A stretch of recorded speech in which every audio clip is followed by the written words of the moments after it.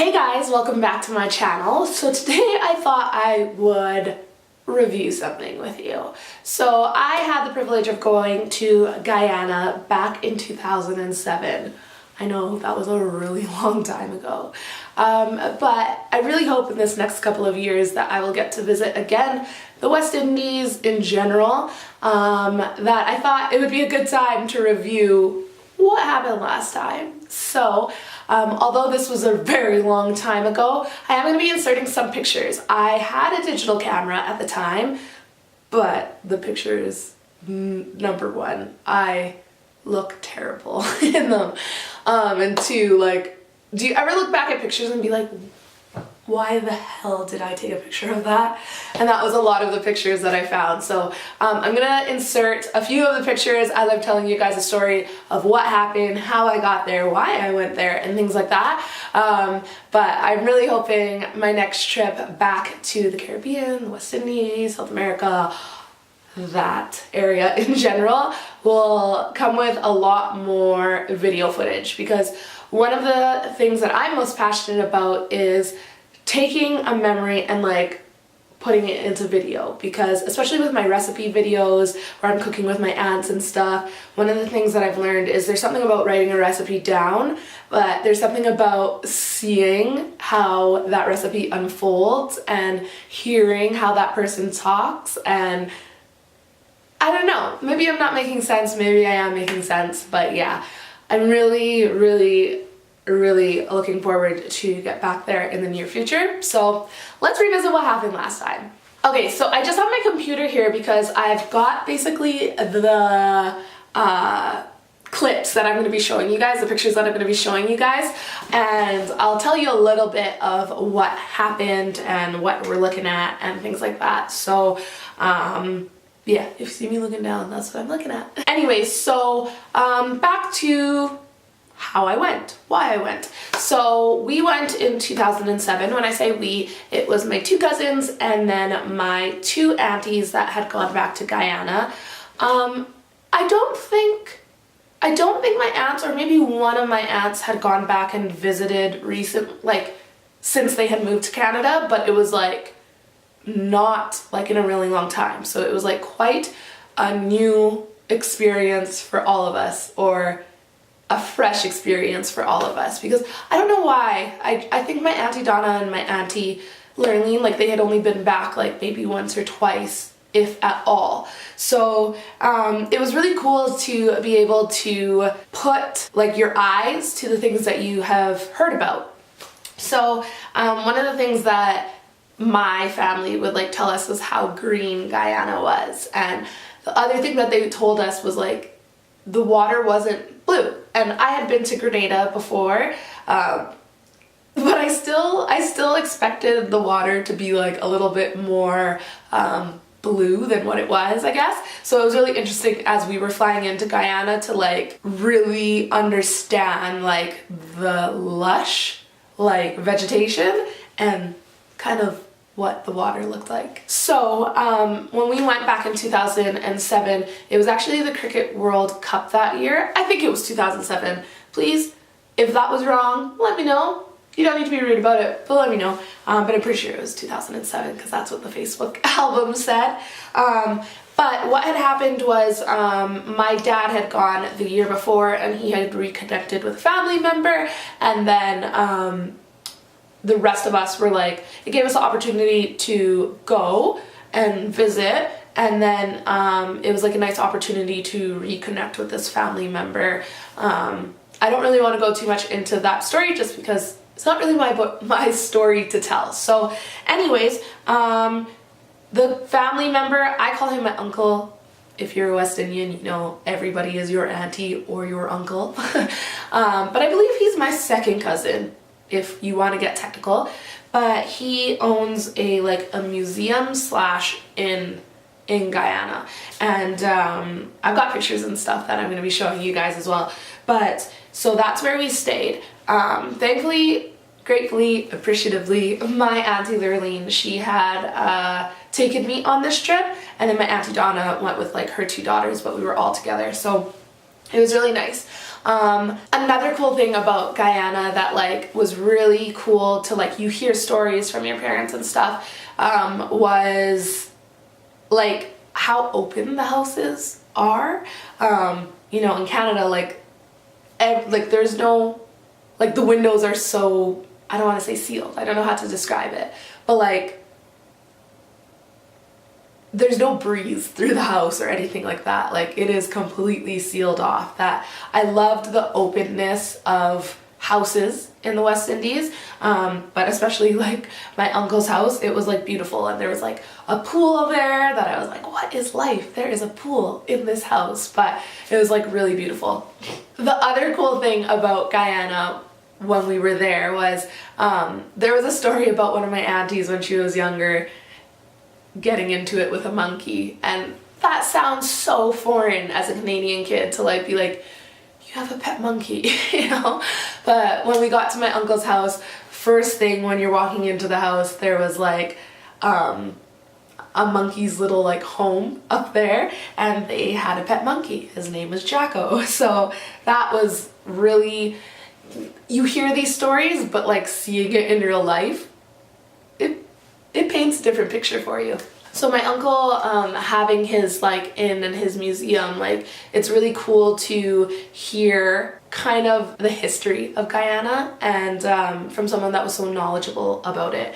Now the only thing, obviously this was a long time ago that I went to Guyana, and I was young. I don't think that I listened as much as I should have or would have. Like I think when you're younger, sometimes your head's just a little bit up in the clouds. That's another reason I would love to go back sometime soon and actually retain and grasp the knowledge that he is sharing with me. And yeah, maybe I just got old and I forgot everything, but yeah, I can't wait to go back and like just learn so much more about the history and the culture. Now, I think anyone can speak to this. When you go back to your home country or your parents' home country, you meet a lot of family. And that's another reason I would love to go back sometime soon, because like I know you're related to me, but I can't exactly remember how, and it would be nice to kind of hear people's stories. That's one thing that I'm really obsessed with, is like hearing people's stories and how they got to where they are and what has made them them. So yeah, these trips are always filled with tons of family. Now another cool thing, I had totally seen this in Grenada, but like windowsills with like or like not necessarily a windowsill, but like a basement windowsill, I guess, like with jagged bottles in it as like a form of like security, which is super interesting and cool and resourceful. But I don't know if it's just like to like prevent people from getting into your house, but or also animals, but it's just something that you don't even consider seeing until you see it. Another interesting thing to see is I grew up hearing stories about animals and stuff, like dangerous ones and snakes, and my dad is like the type of person to like really kind of egg kids on and like tease them and stuff. But I remember him telling stories of like big long snakes and stuff, and again, your mind can't even imagine these things until you see it. And obviously we live in a day and an age with like internet and TV and all of that, but seeing some of these things is very different to just hearing a story about them. And that's kind of how I felt with some of these animals. We ended up going to the Guyana Zoo. I don't know if there's tons of zoos or if there's just one. If you know, let me know in the comment section down below. But it was crazy to see some of like these long skins like of snakes, or like in the zoo seeing these huge snakes, and then knowing that like in the wild they are so much bigger than that. It was so crazy. There was also a really funny moment too where some of the monkeys, like they could get out of their cage. So they would get out of their cage to come and try and get food off of you and like pester you, and then go back into the cage like when they needed to be fed and stuff. So it was an interesting moment because I don't really understand how the zoo keeps control of them, but it was really cute at the same time too. Another cool moment on this trip was getting to see the house that like my family grew up in. At least I think that that's what the memory is. I have a bunch of pictures of a house, and if the memory serves me right, which aunties, if you are watching this, let me know if I'm telling the truth here. But we went back to the house that my family grew up in, and I remember they were showing us like certain trees and stuff of fruit that they had in their backyard, and it was like cool to like get to pick it. And it's such a weird thought to think like, wow, like this tree was here when like my dad was my age, or like my aunties were my age and stuff. So that was really cool too. Now, I don't know if I am saying this right. I don't know if this was the truth. Again, aunties, if I'm telling it wrong, correct me. But it is, I believe it was my grand's stepsister, Auntie Monica, which, as I said, everybody's your auntie. We went to go see her. I think it was in Berbice, I think. But we had to get on a boat there. That's what I remember. We had to get on a boat, and again, it was like really interesting to just be in such brown water. I know that sounds bizarre. Edmonton has brown water here, but you think of somewhere tropical and you think blue water for some reason. So we ended up getting on this boat. It was super packed, and yeah, we took the boat over. I think it was only like 30 minutes or 40 minutes. I don't remember it being that long. And then we went to go visit our Auntie Monica, which that was like a really nice experience because my grandma had already passed away, and they're not blood related. I remember keeping on saying like they're not blood related.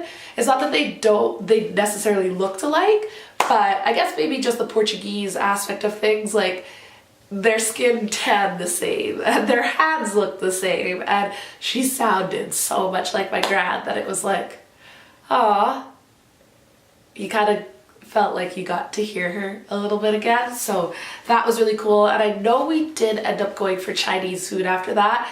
I don't have any pictures or anything, but I had heard my whole life that Guyanese Chinese food is really, really good. And I do remember that it was super tasty. Now the next set of pictures that I'm gonna show you guys, I don't remember where this is. Again, aunties, if you're watching this, let me know. Maybe I need to do a second part of this video if this is super inaccurate. But what stuck out to me about this part was I grew up hearing so many stories of like my dad or my aunties and stuff going down by the seawall, and we went down by the seawall and just kind of sat and hung out with family and stuff, and then people were flying kites. And growing up, my dad and like my brother and I, we would like make kites, and I think my granddad used to make them with us like when I was really little. He passed away when I was like I think 7 or 8, but we would make kites, and it was so cool to go down by the seawall and see people flying their kites, and again take what I've heard my whole life and then like form my own memory with it. So that was super cool too. Now we did go out one time when we were in Guyana, but maybe this is also why my memory is a bit foggy. I actually had mono when I was there, and mono is known as like the kissing disease. I had not kissed anybody for like over a year, but I think in the bars, you know, they just pass the cups through like the washing machine like super fast, and it's probably not clean. So that's how I think I contracted it, but I ended up getting super, super sick when I was there. And then we had seen a family friend who was a doctor, and we thought it was strep throat because I get strep throat very easy, and it was mono. And then the worst thing that you could do for yourself when you have mono is go on antibiotics. So then I ended up having a reaction to the antibiotics, and then we went out drinking this one night. So it wasn't really, probably wasn't the most productive time. But I do remember it was a lot of fun. One thing that I've heard constantly about Guyana is that like now is that it's not safe, and maybe going five women, like maybe I don't know, we did have like somebody with us all the time, but I definitely didn't feel unsafe really at all. There was one moment where, can't even remember where we went, but there was a guy on the street, like a security guard, but he had like a massive gun, and that is something you do not see in Canada. Like maybe in the States, no, like rudeness, I'm not being rude, don't get mad. But like in Canada, that's definitely something that's super foreign. So I remember seeing this guy with this big gun and I was like, what? But I will say that, I don't know, obviously it's been a long time that this trip happened, but I definitely didn't feel unsafe there, but I definitely think I had family letting me know where I should and shouldn't go, and maybe times a day of where I should and shouldn't go. Another thing that I'll say was really interesting that happened when we were there is like, we went to go see like a family friend who had like owned like a jewelry place, I believe, and we were walking in the streets and some people started yelling at my aunties saying, go back to where you came from. And then my aunties turned back and like yelled at them and was like, we're from here. They sounded way more Guyanese than I ever could. And they didn't sound that North American. But it was interesting to see because obviously like Portuguese people are like the minority there. But it was interesting to see that happen. Not necessarily saying any thoughts on it, but it was an interesting moment to see. Anyways, guys, I know that this wasn't really a video that had much to say besides my experience, but I thought I would still share it with you anyways. If you can educate me on anything, I would love to have you do that respectfully in the comment section down below, because I'm just learning. I wasn't born there. I visited there once a very long time ago, but hope to do so again soon. So yeah, anyways, if you like this video, I would love if you hit the like button. If you have a constructive piece of criticism or an idea that you think I could take to a next video, I would love to hear that too. Leave that for me down below. And then if you just like hearing more Guyanese and Grenadian and West Indian things in general, you can hit the subscribe button.